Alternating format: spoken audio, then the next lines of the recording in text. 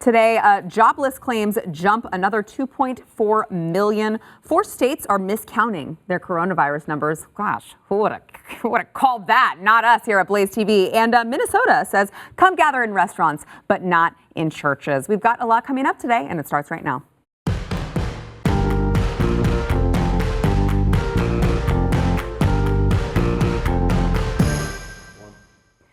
Welcome to the news and why it matters. I'm Sarah Gonzalez, today joined by Grant Stinchfield, Newsmax host. Grant Stinchfield, back in the house. Thanks for being here. Great to see you, Sarah. We also are joined in studio, not remotely, by the one and only Steve Deace, host of the Steve Deace Show here on Blaze TV. We're glad that you're here and that you got here safely, and hopefully you did not catch coronavirus by plane. I did not. This is just my little act of civil disobedience was to fly down here today. We love it. So. Love it. Totally on board with it. And I love that you're practicing what you're preaching. Yes. By the way. And also joined by Yaku Buyans, fellow at the Falkirk Center and filmmaker, just jack of all trades extraordinaire. Happy to be here. All right, let's jump into it. So another 2.4 million people applied for unemployment once again for the first time last week, bringing the total number of out-of-work Americans to over 38 million. Now, just to put this into perspective, that is greater than the combined population of 21 states. So just the 21 states. It's pretty incredible. You know, so clearly people are suffering, and we talk about this all the time. I think it was totally expected that you see these numbers where they are, and they will come back. But I was just doing my homework and watching MSNBC, and as these numbers are coming out, you know what they push? Oh, there's a positive to all of this. Carbon emissions are down because there's no vehicles on the road. So people can't go to work, and their positive is the carbon emissions are down while people are being financially ruined. Wow. Is that like when Captain America said to Black Widow, well, I can see, after the snap, I can see fish in the Hudson again. Right. Yeah. Well, okay, so Steve, do you agree with Grant that all these jobs come back? Because I'm less optimistic that everything comes back. I don't think they will all come back. Or if they do, I think they will come back in different forms with different businesses. I think you're going to see a certain percentage of small businesses that just were not able to acquire the loans, did not have the cash flow, and will not come back. And you're seeing all kinds of anecdotal stories on social media of legacy restaurants all over the country that are going under. I think this is the absolute dumbest management decision in all of American history. It could very well be, when you look at how many other nations got on board with it, the dumbest management decision in all of human history. Yeah. Except a lot of those other nations, we're up to more than 20 nations now are sending their kids back to school. A lot of those other nations, you know, Israel went from the worst lockdown of them all to basically Sweden in about a month. Yeah. And it appears we are bound and determined to make this evolution slower than even France is making it right now. Yeah. Well, so how much, you know, you obviously are very critical of all of these lockdowns. Mm-hmm. How much fault do you put on President Trump? A lot, but not all. Okay. I think that the mistake that the president made was not the original lockdown. Now, if I worked in the White House, I wouldn't have advised it from day one, right? Because we don't have the data to do it. Right. And you're going off a data model from Neil Ferguson at Imperial College that is funded by a climate alarmist named Jeremy Grantham, who thinks we've had a 250-year fossil fuel energy bubble, that we need a proto-Green New Deal. Their assumptions were flawed. It was a scam from the beginning. Mm-hmm. But I can understand why, when you have a virus that mutates from animal to animal to animal to human, that's why it's called a novel coronavirus. Mm-hmm. We've not seen that before. Right. We've seen all kinds of coronaviruses before, but this was new. And you don't trust the data from China. I can understand why you might say, hey, let's take a couple of weeks and do our homework here and make sure it's not the frickin' stand, okay? The mistake the president made, in my view, was extending it another 30 days. And it wasn't even the extension, but by going the full 30 days up front, he gave Newsom and all these governors all over Inslee and Washington, he gave them all a giant fig leaf to cover their nether regions and to use him as their shield to say, it's not my fault, the White House says we should do this, and that's what they're advising us to do. And had he not made that decision, then the pressure that's on all these blue state governors that they're facing right now, they would have faced it 2 to 3 weeks ago, and we'd be a lot closer to the rebound that Grant was talking about. Yeah, Yeah, I just had a weird feeling. I'll never forget it. The moment he declared a national state of emergency, something in me just said, they're going to run with this. They're going to abuse this. They're going to take this moment, and you're going to see your down ballot guys, your local county judges, et cetera, just abuse this. And look, I think he was in a corner. I mean, he was in a tough spot. You're on the heels of impeachment. You're fighting for survival, for your life in the White House. You're thinking 4 more years. It's tough. And you don't know who you can trust. That's a major point. problem. You don't. I mean, Your Intel, sorry, Grant, but the Intel he had already, now that we know, has people in the inner circle that were running with the radical left and the institutions and the Ivy League boys out of control, right? I mean, how many times have they backtracked on the numbers that they brought us? It's daily. Daily they come back. Now we hear about states miscounting. But so he was in a tough spot for me, but I'm with you. That extension was a death knell. Let me just explain why I think we'll see jobs come back. One, I think you see the types of jobs that were lost were service industry type jobs and lower paying type jobs. I think many of your middle class America office jobs, they're working from home. They have not been laid off as of yet. The problem is the money's going to run out from the federal government. So I was at a restaurant today, and the restaurant owner, God bless her, she's opened back up, but still struggling. Says, I'm having trouble rehiring my employees because they're making more money on unemployment and the subsidy from the federal government. There's no incentive for them to go back to work. Now, if the businesses can survive, which I'm hopeful that they can, if they can survive this while the government's still handing out money, at some point that money runs out. Those people have to return to work. And I think Americans are Americans. We like going out to dinner. We like going to the movies. We like having fun. All that stuff will return. We're not going to be able to take this much longer. I know I'm already at the end of my rope with it. Go ahead, John. Yeah. So just one thing, some of those numbers, an interesting fact though, there's a lot of furloughed. There's a lot. And are we counting those? Because there are a lot of employers that I've spoken to that, look, I furloughed my employees, but they're coming back. Now, that's with the hope that business returns as normal, but the intention is rehire them. And I spoke, a big Dallas corporation who didn't qualify for the PPP because they're more than 500 employees said, look, furloughed, they're going to come back. Of course, business needs to pick up, and that is driven by American consumption, right, by our habits. And I do think that comes back. For instance, I think people do go to NFL games later in the season. I think they show up. I agree wholeheartedly. I think the advantage the president has here is who his opposition is, and that's an evergreen, like on every topic. But it's particularly blatant here. He should be right now LBJ, the summer of '68, with Vietnam, and we crossed 50,000 deaths. And he's in over his head, and he goes from winning a massive landslide in '64 to, I can't run for re-election, I'm out of here. That's where he should be. If we had a right of center versus a left of center and a largely reasonable political discourse, that is where Donald Trump would be today. Well, why should he be there? He's done a good job along the whole way. I don't believe that he should be there. The reason why is because you would have had Democratic governors saying, look at all the unemployed I'm dealing with. Look at how we're overrun in our state. Instead, what's happening is the Democratic governors and the Democratic Party has clearly decided that staying shut down for as long as possible is in their political best interests. And if you look at what's gone on with Gavin Newsom in the last week, so on Thursday, the California university system comes out and says, hey, we're not putting kids out to school in the fall, which is a ridiculous decision. On Sunday, he goes out and says to Jake Tapper, our kids may never come back to school again until there's a vaccine. On Monday, though, after the Republican governors in Arizona, Texas, and Florida welcome professional sports back, Monday, after saying this to Jake Tapper, he then goes out there and says, we're bringing sports back, guys. Yesterday, he said to Hollywood, you can start filming TV and radio and movies again, because they're now that Trump has not renewed any more guidelines, see, these guys are now on their own. And they would love to sit there and play favorites and footsies with MSNBC and stay shut down forever, but they ultimately can't feel the market forces. And so they've left Trump an enormous amount of room to pivot here, where now they could have hung Trump with both, if they weren't communists, they could have potentially hung him with 100,000 dead and 40 million unemployed. Now they're going to give him a chance to say, look how many lives I saved by locking the country down, and now we're bringing the country back at the exact same time.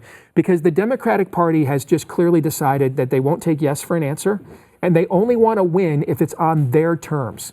They won't just take a W. It has to be the specific Marxist argument that they want to win every time. I do want to get to kind of circle back to something that you brought up, Steve, which is schools. I did read that the CDC released some guidelines. Yeah, I know.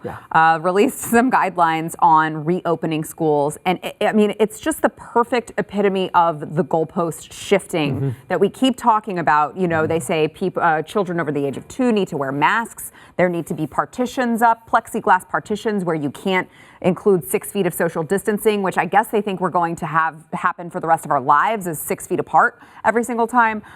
They recommend one-way hallways so that the kids can only go one way. They are only supposed to be taught by one specific teacher. They don't want them changing teachers. They don't want them in the lunchroom. They don't want them on the playground. Is John Travolta in the bubble as well? They don't want them. Yeah. They don't want them on the playgrounds, even though there's absolutely no scientific evidence that we have that show that. I mean, they just came out the other day and said touching contaminated surfaces, not really a way of transmission. Don't worry about it. Yet they're still putting all of these recommendations, guidelines on the schools. Now, obviously they get to sit back and say, well, they're just guidelines. Every state can determine what they want to do for their children. But as Steve just pointed out, Grant, I mean, we see, especially in these left-leaning states, we see the governors, we see, the statesmen saying, well, I mean, we're just doing what the federal government told us to do. That's what we have to do. The other thing, too, is what does every politician have in common?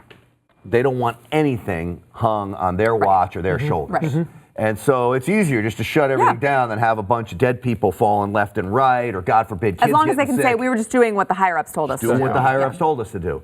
So it's going to take bold leadership at some point to say enough is enough and look at the science behind it. I still have not seen any evidence that kids are greatly affected by this. And I'm tired of the left giving me one-offs of some kid who got sick. I feel so horrible for that kid who got sick. You're going to have one-offs.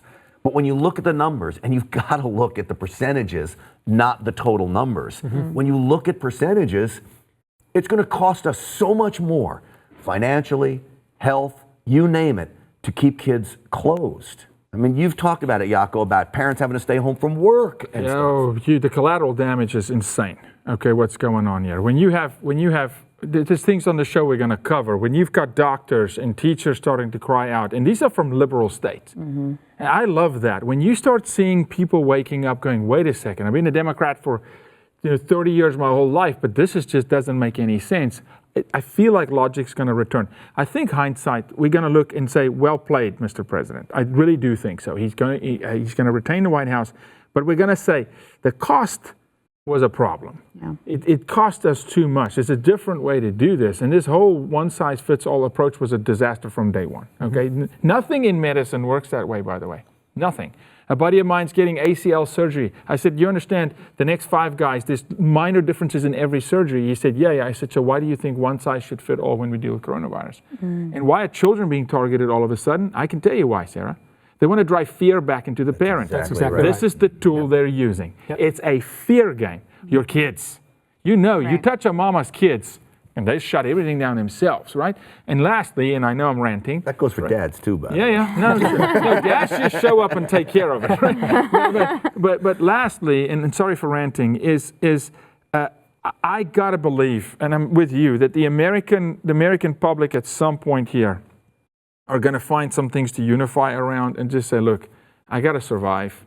Surviving here, freedom is in fact more important than safety. Because Gavin Newsom, they would run that to January if they could. I mean, this is the first Wednesday in November. Right, exactly. Steve, what are your thoughts on these the new CDC guidelines? Because I saw them and quite frankly, I was like, I have my son in a charter school that I searched high and low and was so excited to get him in. And I'm like, if they implement this we're releasing prisoners and we're bringing prisons basically to schools.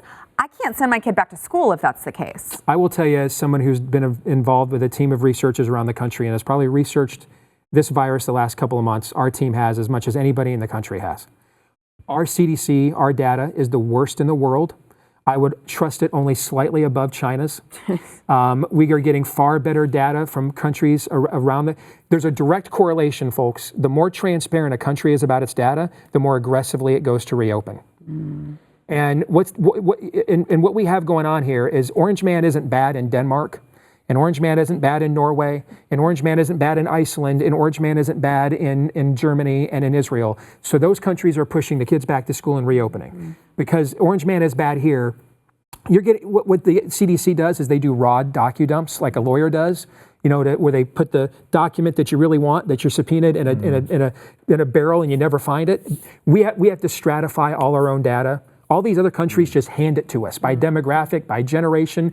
And here's the reality. It's not just the CDC, by the way. That goes to every city hall in America. Yes. The United States has a history of not being transparent. Redfield ought to be fired. I was on a private call with a group of conservative insiders, briefing them on this a few days ago, who have into the White House, and I told them that guy ought to be fired. He's screwing you over. He's a Fauci protege. You can't trust anything he's telling you. Last month they had the guidelines that we had to do all mail order voting. That's not your purview. Maybe instead of pontificating about the voting practices, how about we actually save our grandparents in our nursing homes? Why don't we do that? Because unless you're governed by a New York State politician and over the age of 70 in a nursing home, you're going to have a better chance of standing out here on I-6 on one of these interstates and getting run over by a truck than you do of dying of coronavirus. And so I think our entire CDC operation is a sham. All right. Well said by everyone at the table. We've got a lot more coming up, including there are at least 4 states who are combining their numbers on coronavirus, which means you are being misled, but we'll get more into that after the break. First, I want to thank our sponsor, Rough Greens. So if you are a dog owner, I know you love your dog. I know you buy your dog. Probably you spend more than you would like to spend on dry dog food. And you're thinking, well, I got nothing but the best for my little pup. Well, newsflash, there's nothing that's still alive in that dry dog food because they have to sterilize it to give it that long shelf life. So they're killing all of the nutrients in it that your dog needs to live a happy, healthy life. That is where Rough Greens comes in for you. It is a premium dog food supplement. Again, I said supplement. You sprinkle it on top of your dog's food. It does not replace your dog's food, and it brings all of those vitamins, minerals, digestive enzymes, probiotics, omega oils, antioxidants back into the food. It's going to support a healthy skin and coat, improve your dog's digestion, and if you have an older dog, I know our dogs don't live as long as we would like them to. If you have an older dog, it gives your dog a more youthful energy, improves their mobility. Your dog's going to love it. You can take the Rough Greens 14-day Jumpstart Challenge today. For $14.95, you will see the difference in your dog in 14 days or less. We have it at my house. I have just a pup, so I'm not dealing with older dog issues, but she was picky with her food until we started giving her Rough Greens. Now she eats it right up, and I can feel confident that she is getting the nutrients that she needs. All you got to do is go to roughgreens.com/blaze. That is RUFF greens.com/blaze. Back in a minute. All right, at least 4 states combined their data on coronavirus from 2 different test results, which obviously is going to lead to, wrong numbers at the very heart of this. You just mix them together with a cup of water, eye of newt, and stir it together. Right, yeah. I mean, a cocktail. Yes. What could possibly go wrong there? And now this is something that I've been saying to local people for a while because Texas is one of the states that is doing this. But you have Virginia, Texas, Georgia, and Vermont. Now what they're doing is they're including viral test results and antibody test results in their positive cases, but they're not differentiating what's what. So you've got the viral test results from the swab, that gigantic swab that I think we'll get to later. We have a segment on that, but the swab that they swab you for an active case, right? And then you've got the antibody results that shows whether or not you've had a past infection in your blood.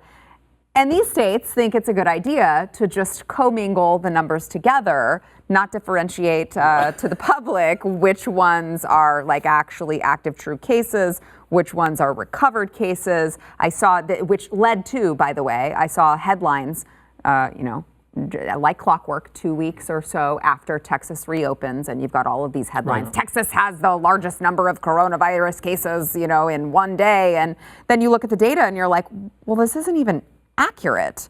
I feel like this is probably just, Texas rose up. It's redundant, right, at this point, because we just talked about the CDC and how horrible they are. Yeah. But I mean, it's the same deal here. Texas throws a monkey wrench in my philosophy in this. But so what they're saying is just oversimplified. Is if I test positive for the antibody test and I test positive that I have it, now you got 2 cases just because of me. That's 1 case, okay? That makes no sense. There is no way that is just some oversight. There is no way some data researcher who's punching in numbers didn't know that they shouldn't combine the 2 numbers. I promise you, this is on purpose from whoever is working so deep inside of these states to inflate the numbers. It is in their best interest to inflate the numbers when they're looking for money back from the federal government, when they're looking to scare the American public, when they're pushing their liberal deep state agenda.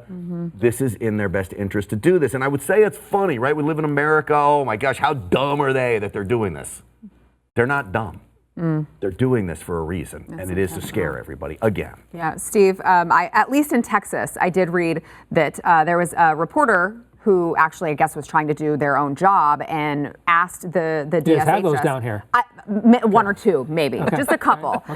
They were trying to ask the health department, okay, so can you at least tell us how many of, can you just go back and look? Maybe it's not available in this graph right here, but surely you can go back and look. And they just said, no, we don't have that. So there's some antibody test results in here, but we don't know how many. I've been very disappointed there's not been a national antibody push. The CDC should have done that right away. There's been very little coordinated national effort we all saw the escalator charts in the beginning of March. We had no cases on March 3rd and February 28th, and now look at we don't know when the virus arrived. That's why you do these seroprevalency tests, and some states have done them. Ohio has found that, and Pennsylvania found they had cases going back to December. We've got a dead body in Santa Clara County from February 6th, which meant you're looking at an infection that's at least 30 days old. If you got a dead body there and it's from community spread. So you have to ask yourself, what would be the motivation for why the CDC would not push to do what Denmark and a lot of these other countries have done, which is national cataloging of antibodies? Why would they not do that? Well, there's two possible reasons. One is incompetence and the other is malfeasance.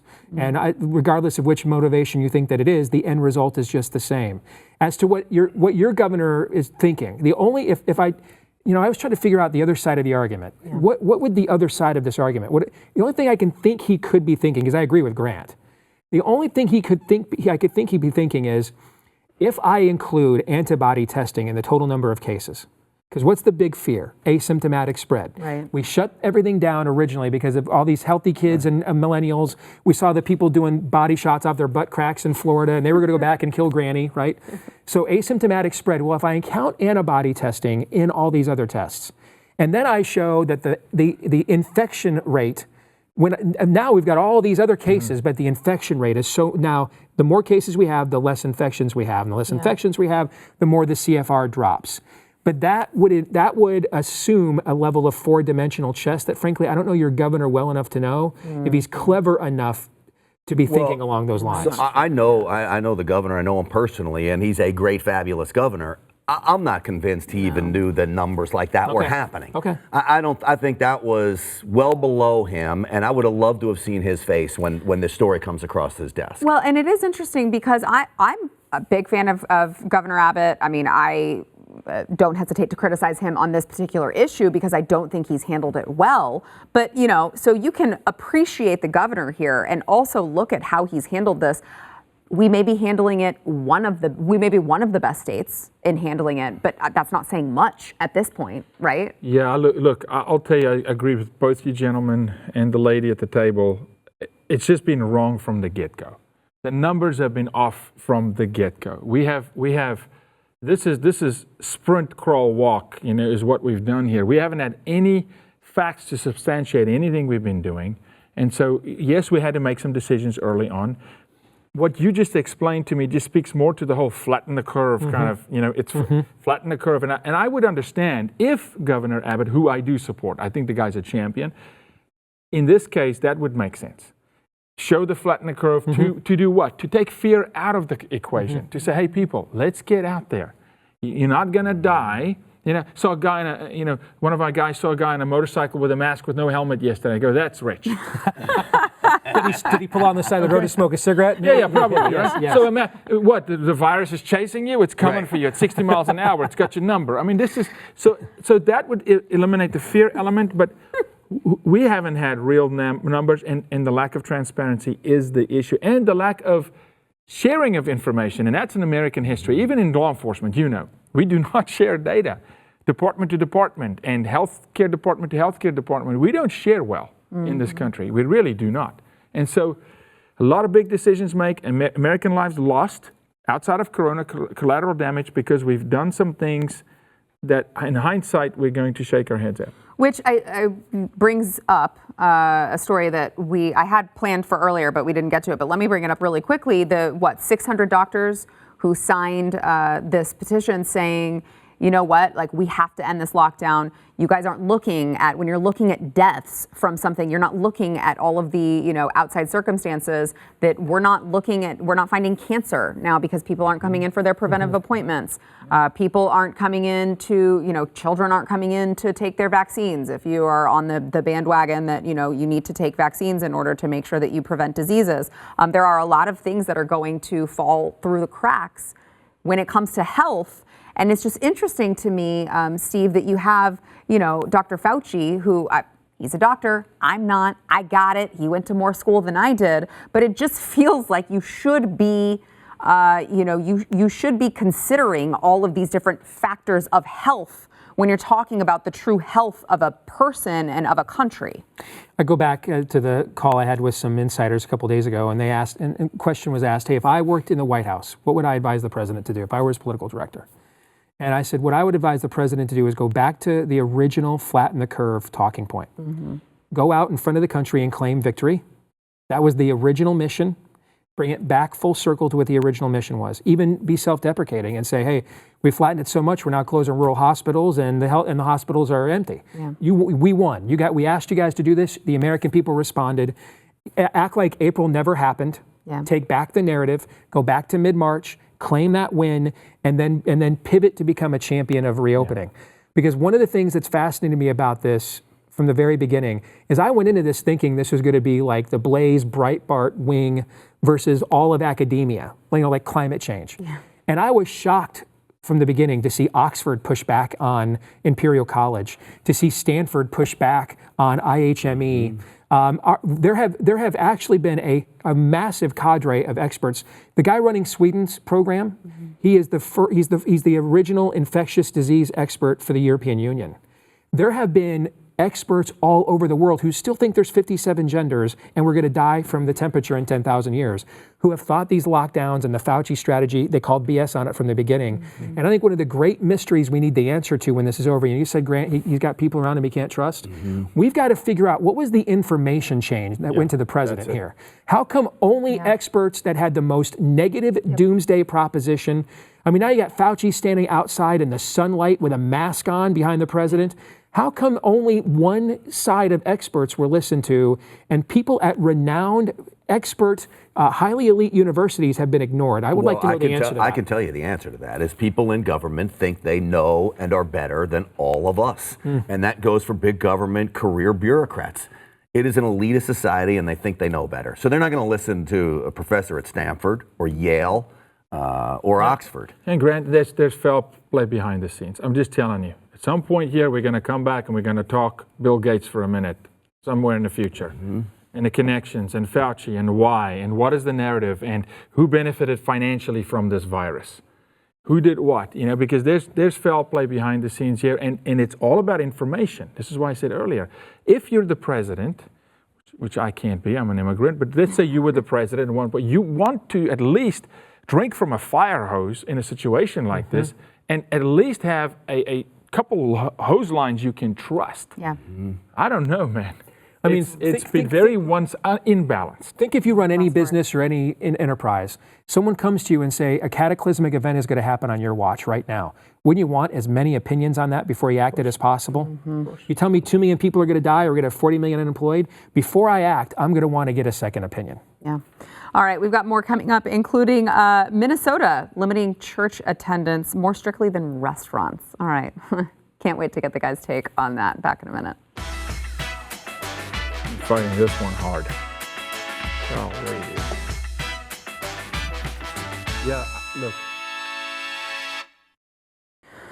All right, Minnesota Governor Tim Walz announced that beginning June 1st, tattoo parlors and salons will be allowed to partially reopen. Restaurants will be able to serve up to 50 customers at a time on outdoor seating. Now the restaurants can only, you got to maintain the 6 feet of social distancing because, like I said, apparently that's just a forever rule in society now. Masks will be required of workers and strongly recommended for customers, but churches still are limited to gatherings of 10 people or fewer. Of course, so really no putting explanation. These numbers, so is it 50 people and 10 people? So if you have a mega church and you're Joel Osteen doing it in the Astrodome, You can still only have 10 people. Correct. And makes no sense. and on top of that, it doesn't matter if the gathering is indoors or outdoors. You still are only limited to the 10 people. We look like you're... Look, we're not allowed to throw cups on the show. No, please, no. That would be funny, though, if you did. I don't care. Go for it. I'll be the guy to do Hold it. on, I care. I just want you to just drink it down and just slam it on the ground. I've had enough. I'm sorry, Sarah. Sarah, come on, man. This is the most grotesque violation of our First Amendment. The freedom to practice your religion. You had the Department of Justice Tuesday. It's Thursday. Tuesday, write a letter to Newsom saying, "Hey, you can't do this." The Department of Justice reached out to a governor and said, "You can't shut churches down. Have you read the Constitution lately? You physically cannot do this." I would argue it's why our country is in the state we're in, right? Because we're shutting people in their homes. Earlier, here's a guy that historically goes to the AA for 12 weeks straight. He's an alcoholic. Mm-hmm. He's there. He's up for assault and battery. Now you're telling him you can't see your AA guy, you can't talk to your priest, your pastor, you can't go fellowship, you can't see your sponsor. What happens? Domestic violence through the roof. Yeah. This is what's happening here. Yeah. Come on, man. Next. Yeah. Well, there's been a war on God in America for a very, very long time. And so again, what are the Democrats doing? The socialists in America, and that is most of the Democrats, sadly, today, they are waging war on God. They want to take "In God We Trust" off of police cars. Yeah. So why not just take the parishioners out of every church in America? Mm-hmm. And so they're using this pandemic to do it. And I'm not surprised. So have you guys been up north to the Mall of America before? My neck of the woods? So in the upper Midwest, man, that's a pilgrimage. You have to make a Hajj to the Mall of America. It's the largest retail campus in the country. So on June 1st, that building, that campus is going to be able to be 50% full. All right, 50% of that campus full is still a low populated city, right? Mm-hmm. So 50% of the Mall of America can be full on June 1st, but you can't put 500 people in a church. Yeah. That doesn't make any sense, mm-hmm. and this is a massive strategic blunder because what Governor Walz did here is there's been a large entity in this battle that has been sitting out. The Catholic Church has largely been sitting it out. And even in my home state of Iowa, where our governor said on May 1, "Hey, I have emergency powers, they expired, I can't hold churches closed, you have a First Amendment, I'm not doing that anymore." Mm-hmm. Our archdiocese in Iowa are still closed, they don't want to open back up. Well, what this governor did, is he kind of rubbed their nose in it. He forced them to act when they didn't really want to. By making it so obvious that he just didn't want you preaching that message that challenges his authority in your churches. He didn't give you another reason why this might happen with this ridiculousness. He forced the Catholic Church in Minnesota to come off the sidelines, and now you've got like the Missouri Synod of the Lutheran Church. And I don't think the Missouri Synod Lutheran Church and the Catholic Church have ever spoken anything other than a hello and get out of here in 200 years. And now they're working together to take on the governor of Minnesota because this is clear. The only motivation here is I don't want you in those buildings preaching those messages. That's the only motivation. Yeah. It has to be. And, Yaku, it is. You pointed out California, this is it's not the only state that this is happening in. And I will also say, the guidelines for phase 4 are still, they're in phase 3 now, they're rolling it out. Phase 4 is still more stringent for churches than restaurants. They're letting up to 20 people have an indoor gathering at church. Up to 100 outdoors, though, with social distancing. They're being it's the benevolent overlords. Can I say this? There should not be, there's been over 300 studies of this virus's transmission. All of them have rejected a concern about outdoor spread all over the world. There should not be, my home state just signed up for summer sports. Yeah. There should not be an outdoor event anywhere in America canceled. If anything, we need to take the indoor events and move them outdoor into the heat and get the people out there in the sunlight and the fresh air and get us out of these sterile indoor environments. Every outdoor event in America ought to be taking place right now. Yeah. Well, I mean, you're expecting them to use logic and facts to base their decisions off of, and we know they're not actually going to do that. They're basing their decisions off of hate and despise. I agree. That's what they're basing their decisions off. Political motive. Right, yes. Control this for is sure. It, man. That's it's November. Yeah, fear and control. All right, coming up next, Chris Cuomo and State TV. I'm sorry, almost said State TV. I meant CNN. Engage in a really cutesy little interview with Andrew Cuomo, even though Andrew Cuomo had some actually serious questions to answer about nursing homes. Back in a minute. Is this a swab? Yes. Have you seen it? All right, New York Governor Andrew Cuomo still refuses to accept any sort of accountability for all of the thousands of nursing home deaths after he, of course, ordered these nursing homes to accept coronavirus positive patients without any, regard, rhyme or reason to it. Now, here is, of course, you hear Governor Cuomo not taking responsibility, but also Orange Man bad, as Steve pointed out earlier in the show. I mean, do you just blame Trump for everything that you do wrong in life? And it's totally fine. Here's a little bit of what Governor Cuomo had to say. Look, this is a political season. I get it. I have refrained from politics. I'm not going to get into the political back and forth. But anyone who wants to ask why did the state do that with COVID patients in nursing home, it's because the state followed President Trump's CDC guidance. So they should ask President Trump. I think that will stop the conversation. Are you fudging the numbers? Because that's an accusation that you're facing, that you are changing the numbers to make... Well, let's go back. Let's do one at a time. Okay. Your first point, why did the state do that? Because the state followed President Trump's CDC's guidance. Okay, that's that answer. No numbers were changed. Grant, your quick thoughts on that. I mean, this guy is unbelievable the way he runs this as a politician.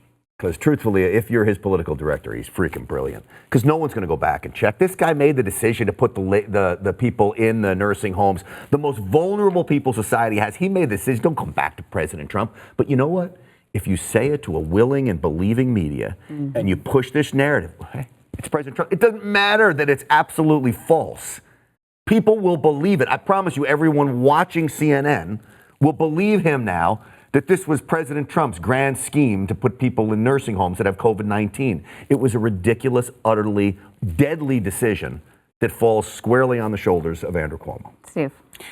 The two most reprehensible decisions that have been made, if we said earlier that we thought the worst political decision that was made was Trump extending the guidelines, the two most actual policy, most reprehensible decisions that were made were the governors. Cuomo did the worst of it with the reinfecting the nursing homes with the discharged COVID-19 patients. Michigan did some of it, Pennsylvania did some of it, but New York did it way over the other two states. And then they waited until April the 29th to begin daily sanitizing of the MTA system. And I mean, you go back, guys, and find there were stories in New York City this entire time of the subways were packed. Homeless people were living there, defecating there. Emergency workers were late to work because their seats were occupied on the subways the entire time. The fact that they were left open to begin with, and then he didn't order them to be daily sanitized until April 29th. Those are the absolute two most reprehensible decisions. He made them both. And yet you see a lot of the media in what I like to call left America. They're running TASS, Pravda versions of interference on his behalf. Yeah, he is quite the media darling these days. President Trump did not tell Andrew Cuomo to send sick old people to the old age home, okay? End of story. He did not do that. Secondly, this guy is the guy releasing prisoners from jail, right? This guy, he says it's not about politics, it's all politics. I wish he would care about the people in his state for 1 second. He doesn't. Yes, to everything you just said, that's negligence, but I also don't think it's not on his watch. He knew. He doesn't care enough. And they've made President Trump a piñata. And they're going to swing at this piñata. The funny thing just is it's not breaking, right? It's going to stay intact, and the guy's going to, but I'm just like, what's next? What comes next? What else do you throw? Oh, don't put that kind of bad juju on us. No. I don't want to know what's next. No, right? I mean, we're covering it in the show here with them coming back with more impeachment talk and all this nonsense. I know. All right, I do want to get to, though, so, of course, all of this is going on with Governor Cuomo. He should have to answer these questions. He has really hard questions to answer, yet he goes on CNN State TV with his brother, Chris Cuomo, and instead of asking him any sort of questions about the handling of coronavirus, this happens. Is it true that this was the swab that the nurse was actually using on you, and that at first it went into your nose and disappeared, so that in scale, this was the actual swab that was being used to fit up that double-barrel shotgun that you have mounted on the front of your pretty face? Okay. So you're going to be mad at me. I This am. may be the first time. So I would rather have these two idiots doing this stupid shtick Yeah.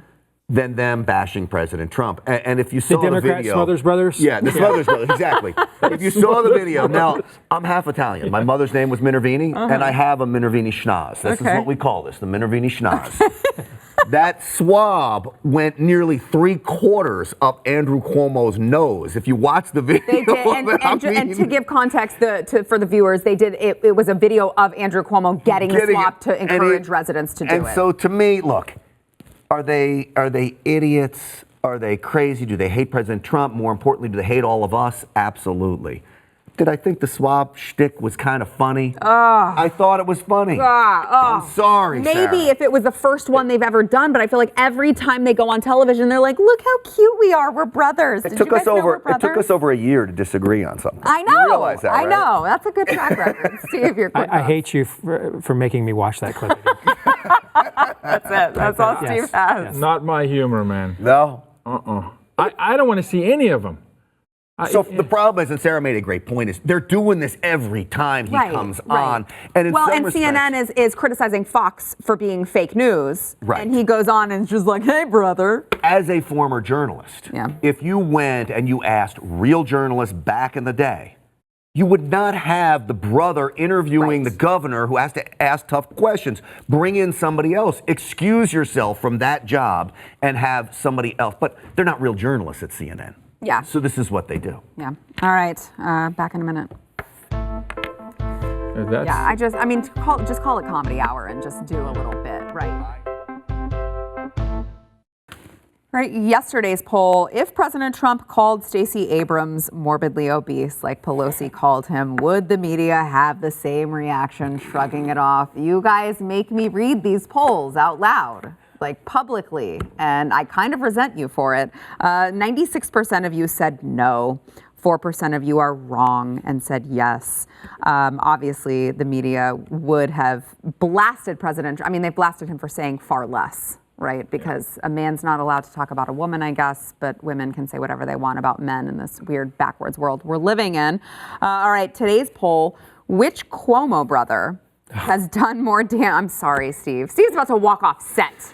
He can't handle this Chris Cuomo, Show me a Andrew picture Cuomo. of Donald Trump doing Stacey Abrams, Mrs. Doubtfire, and we'll call it. I want that to exist. I want that to exist really badly. Which Cuomo brother has done more damage to America? Now, I could tell you that the options are Chris or Andrew, but what's written here is actually Fredo. So, Fredo, Cuomo, or Andrew, which has done more damage to America? That's tough.